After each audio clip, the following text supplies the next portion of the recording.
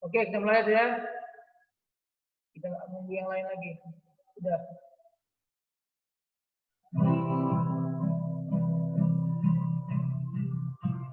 Mari siapkan hati kita untuk memuji, memuliakan nama Tuhan. Kita akan pujian banyak perkara.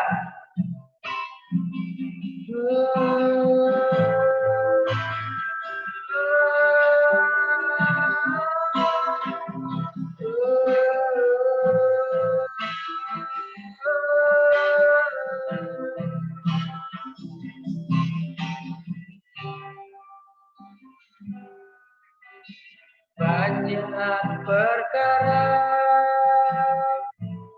yang tak dapat ku mengerti. Mengapakah harus terjadi di dalam kehidupan ini? Satu perkara yang ku simpan dalam hati, tiada satu pun yang terjadi tanpa Allah peduli. Semua Allah mengerti, Allah peduli segala persoalan yang sedang terjadi. Tak akan pernah dibiarkannya ku bergumul sendiri, sebab Allah mengerti.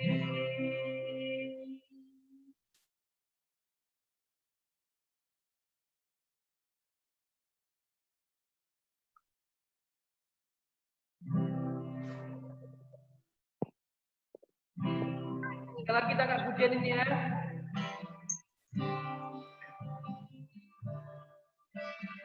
Banyak perkara yang tak dapat ku mengerti. Mengapakah harus terjadi di dalam kehidupan ini? Satu perkara yang ku simpan dalam hati, tiada satu pun yang terjadi tanpa Allah peduli.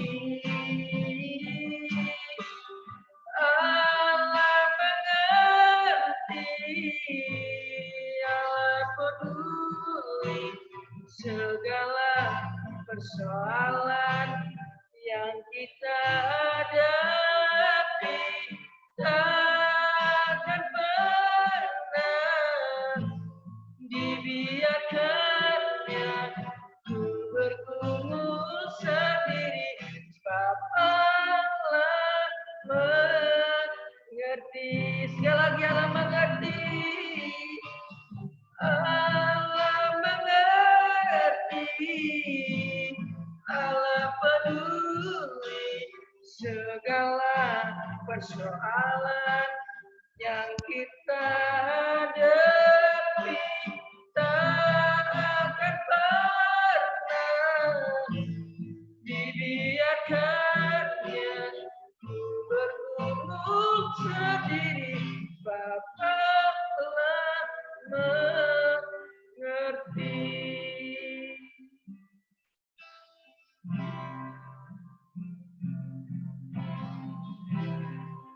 Mari kita berdoa. Banyak perkara yang kami tidak mengerti dalam hidup kami, namun satu hal yang kami tahu bahwa Tuhan kami selalu berdoa, selalu menyertai, selalu memberikan jalan yang terbaik bagi kami. Rancangan-rancangan yang ada pada kami selalu yang terbaik yang Tuhan berikan. Terima kasih Tuhan, Engkaulah Bapa yang baik, Engkaulah Tuhan yang baik yang selalu mengerti akan kondisi kami. Berkati kiranya orang tua kami dalam mengerjakan pekerjaan mereka.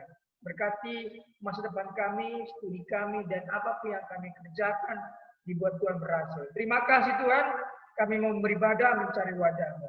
Diberkati kami yang mendengar firman-Mu. Dalam nama Yesus kami berdoa. Amin. Oke, renungan hari ini kita akan belajar mengenai jalan orang yang benar dan jalan orang yang fasik. Ya. Ini akan kita kupas tuntas di dalam kitab Mazmur pastinya. Mazmur pasal yang pertama ayat 1 sampai 6. Kita akan kumpas tuntas seperti apa jalan orang yang benar, seperti apa jalan orang yang fasik. Ya, tentu ya orang yang benar berarti orang yang sudah dibenarkan Tuhan, sehingga orang itu memilih yang benar, sehingga orang itu melakukan yang benar seturut kehendak Tuhan. Tetapi orang yang fasik pastinya kita sudah mengerti apa yang diomongkan beda dengan yang dilakukan. Dia bilang A, melakukan yang B. Itu orang biasanya orang-orang rohani, merasa tinggi rohaninya, merasa benar perkataannya. Itulah orang fasik. Orang fasik itu banyak macamnya, ya. Orang fasik ini banyak macamnya. Selain mengatakan A, namun B yang dia lakukan itu orang fasik. Dia sudah tahu kebenaran, tetapi dia tidak mau melakukan. Dia ngomong kebenaran, tetapi dia melakukan B begitu. Itu orang fasik. Orang fasik itu ya mengindahkan yang namanya adat istiadat, tetapi kerohanian dia tinggalkan. Dia utamakan adat istiadat, tetapi kerohanian dia tinggalkan. Itu orang fasik. Orang fasik itu bermacam-macam. Kita harus meninggalkan orang semacam itu. Oke, langsung saja kita kupas ayat ini di dalam Mazmur pasal yang pertama.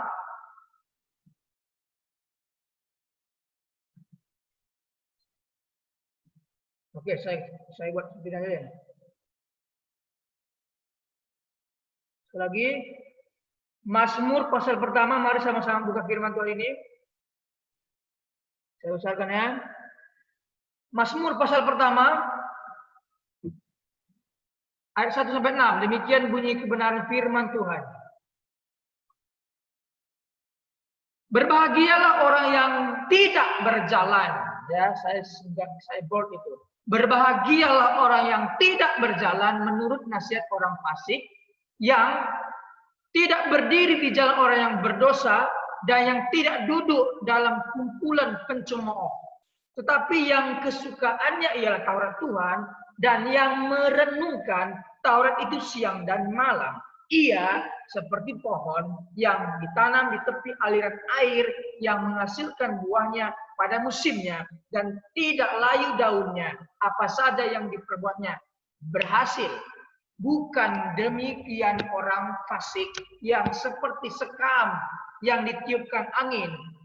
Sebab itu orang fasik tidak akan tahan dalam penghakiman, begitu pula orang berdosa dalam perkumpulan orang benar. Sebab Tuhan mengenal jalan orang yang benar, tetapi jalan orang fasik menuju kebinasaan. Oke.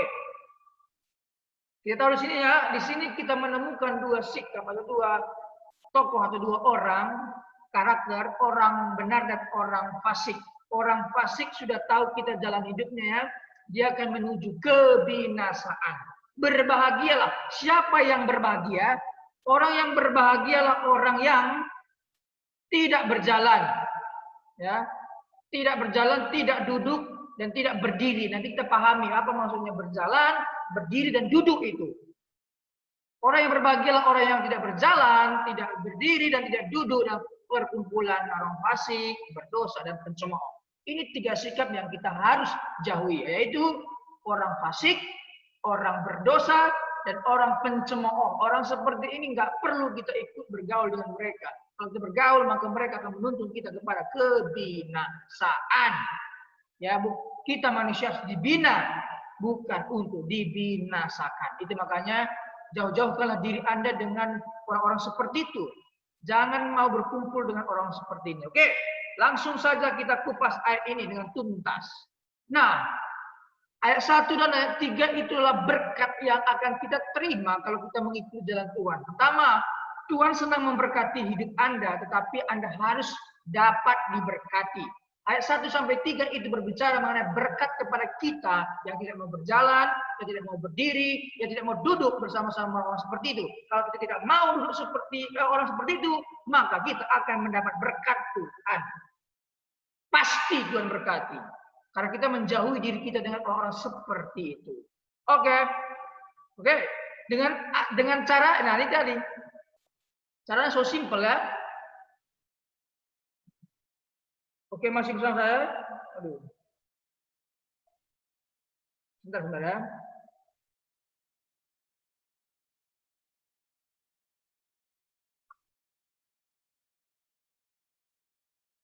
Oke. Saya langsung aja ya. Nah, berkat yang akan kita terima kalau kita menghindari orang seperti ini. Pertama, menghindari langkah-langkah yang mengakibatkan dosa. Yang apa tadi? Yang tidak berjalan, yang tidak berdiri dan tidak duduk. Nah, ini ada makna bagi kehidupan kita. Tidak berjalan berarti sedang mempertimbangkan. Mau nggak kamu berjalan dengan orang seperti itu? Pertimbangkan dulu. Jangan berjalan saja dengan mereka. Jalan itu menuju kebinasaan, menuju kepada kesesatan.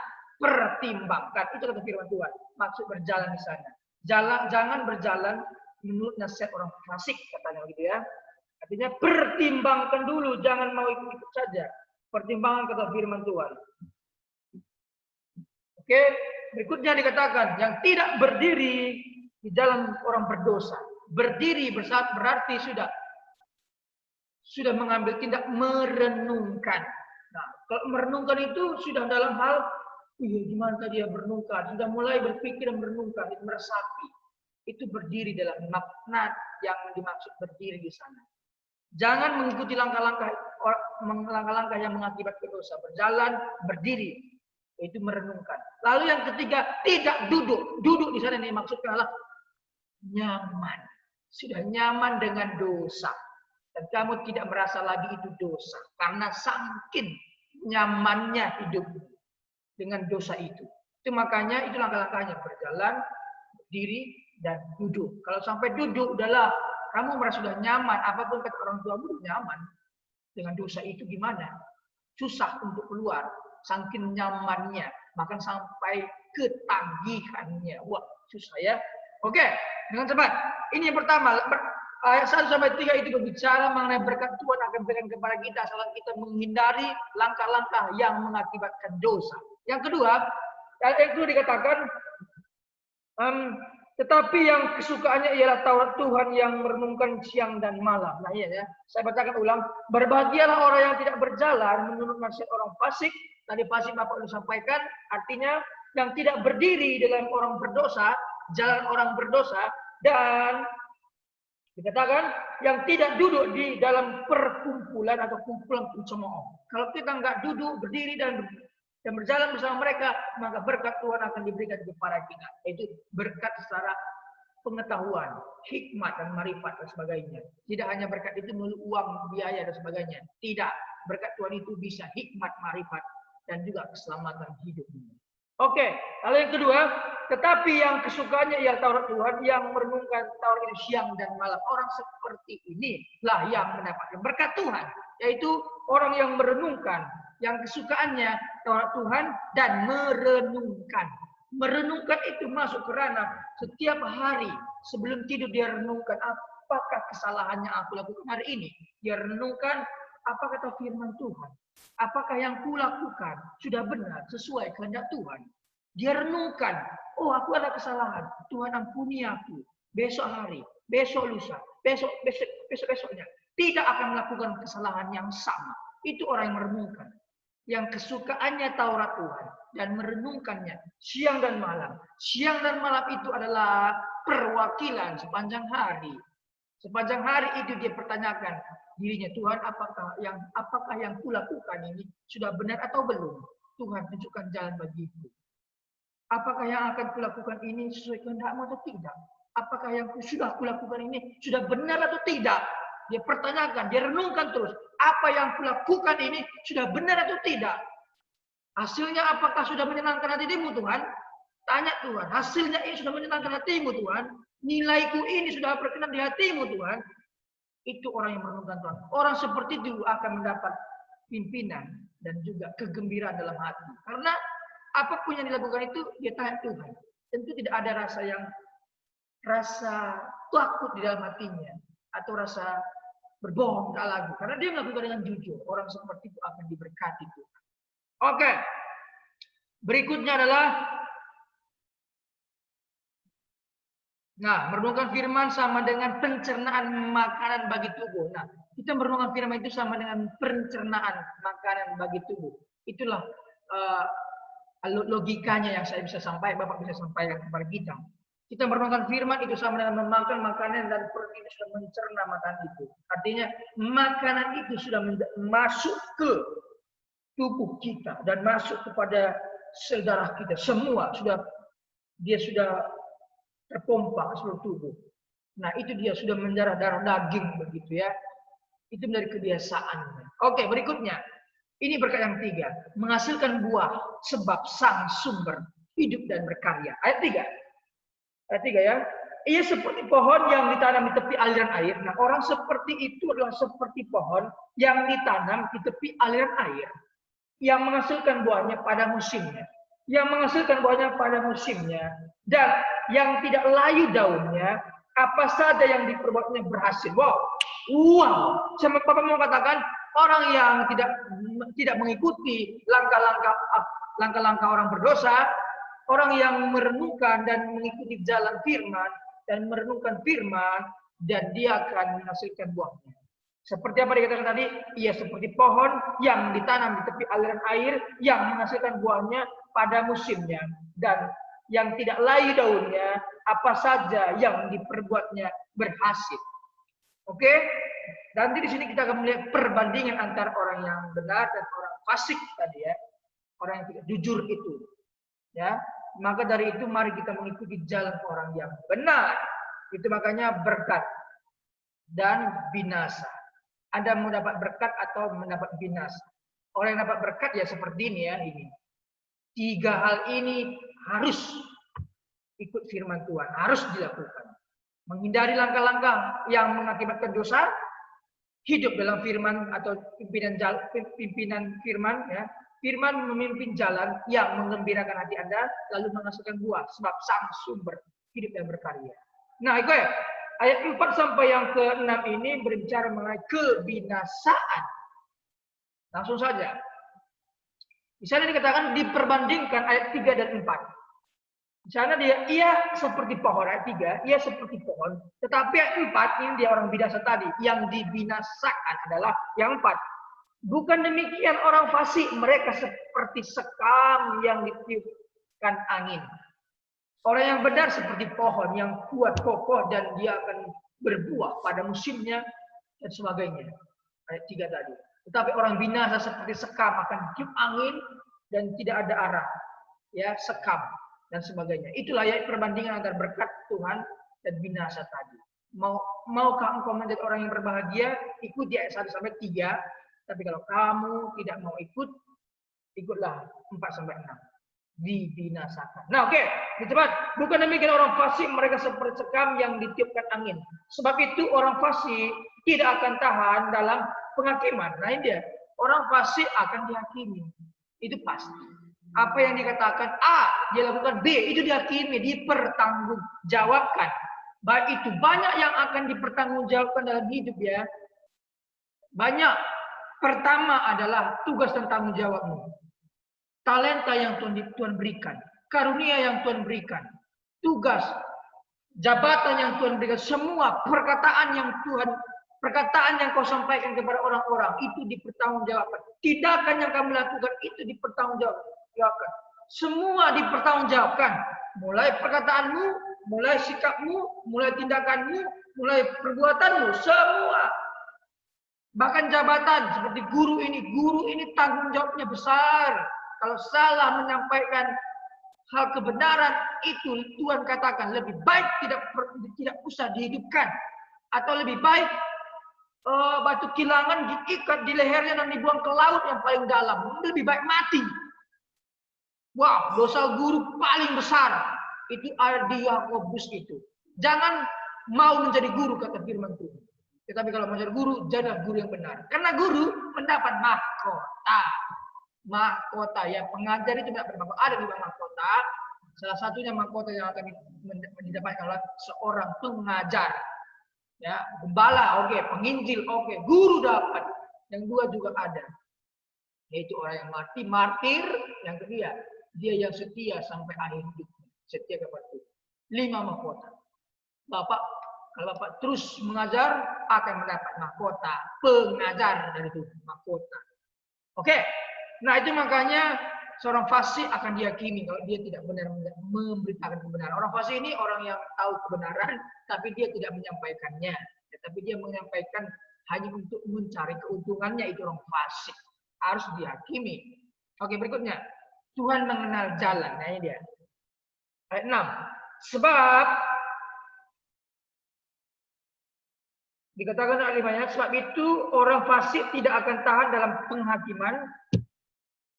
Begitu pula orang berdosa dalam perkumpulan orang benar. Nah, orang berdosa juga akan dihakimi. Semua yang tadi ya, satu ya, orang berdosa, orang fasik, orang pencemooh, itu akan dihakimi.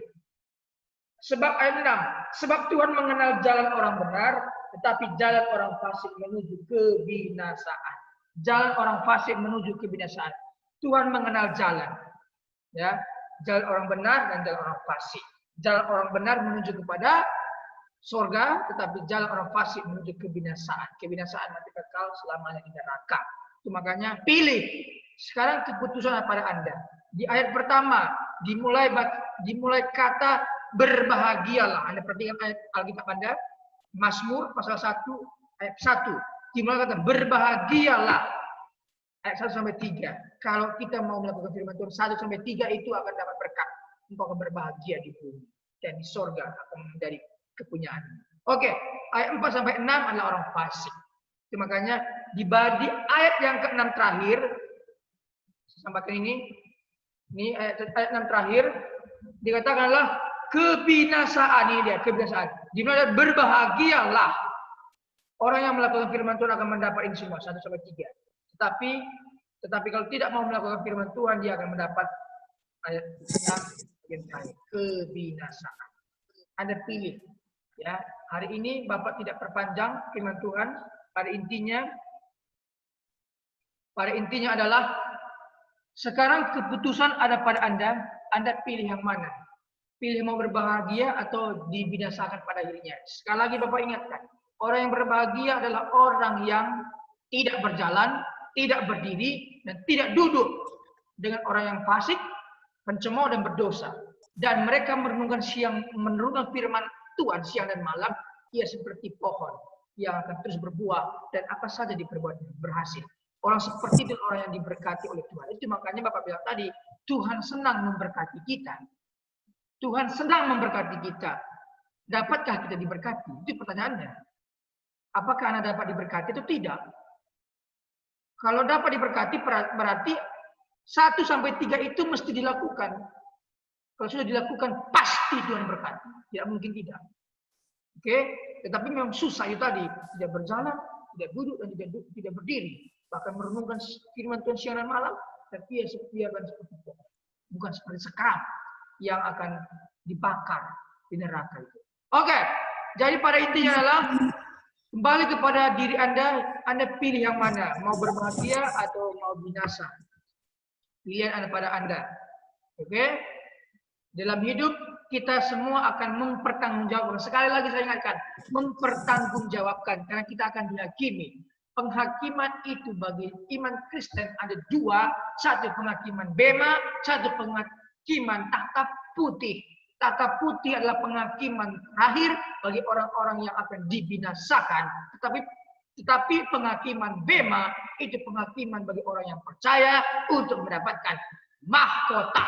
Makanya Bapak bilang sekali lagi, mahkota itu ada 5, Jadi siapapun yang dapat itu akan mendapat tempat yang terbaik di surga, mendapat tempat rumah yang terbaik yang sudah disiapkan Tuhan Yesus di sana.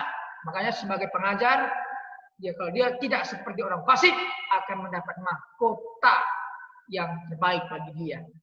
Oke, semua akan dipertanggungjawabkan sekali lagi, mulai perkataan, tindakan, ucapan, semua bahkan jabatan, semua akan dipertanggungjawabkan di hadapan Tuhan. Itu akan memutuskan Anda mendapat mahkota atau tidak. Bukan masuk surga ya, mendapat mahkota atau tidak kalau dia di dalam Tuhan. John, Pak John dipanggil, apa yang kamu lakukan selama hidup? Nanti itu gambaran Bapak ya seperti layar lebar, bioskop begitu. Dibukakan semua mulai perjalanan hidup. Dari kecil, dari kecil nih, Bapak nonton nih semua nih. Misalnya begitu, ini analogi Bapak. Mungkin seperti itu nanti. Kita nonton semua, bukan dipermalukan ya. Meskipun ada dosa yang kita buat, bukan dipermalukan, tetapi di situ akan menandakan layak atau tidak mendapat mahkota. Kalau orang yang percaya itu pasti masuk surga, bukan dipermalukan pas penghakiman, bukan dipermalukan pas waktu penghakiman bema, tetapi penghakiman kata putih itu adalah penghakiman bagi mereka yang tidak percaya dan akan mendapatkan tempat di neraka. Kalau mau bahas hal ini, boleh bertanya ke Bapak. Ini mengenai tentang eskatologi.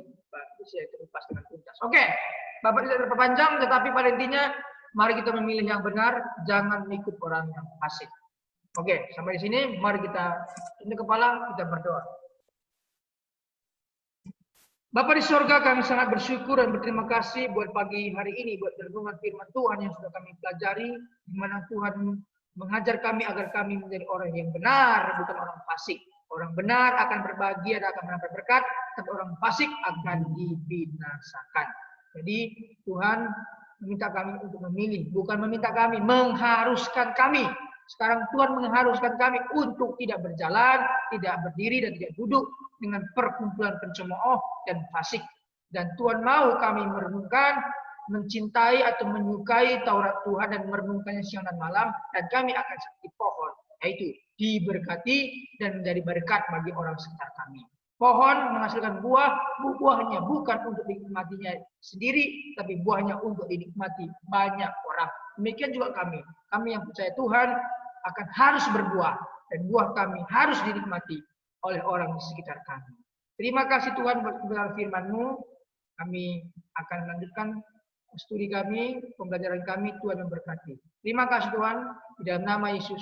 Kiranya Tuhan dari sorga memberkati kami, dan karunia dari Bapa kami memenuhi kami, sehingga kami penuh dengan karunia, penuh dengan berkat, penuh dengan talenta kami semakin melimpah, sehingga kami boleh mengembangkan. Terima kasih Tuhan, kami terima berkat-Mu di dalam nama Yesus kami berdoa. Amin. Oke, terima kasih. Tinggalkan nama ya. Sebelum Anda meninggalkan meeting kita, kalau mau bertanya boleh bertanya. Boleh siapa mau bertanya seputar yang Bapak sampaikan tadi. Kalau tidak ada pertanyaan, boleh meninggalkan meeting, itu saja.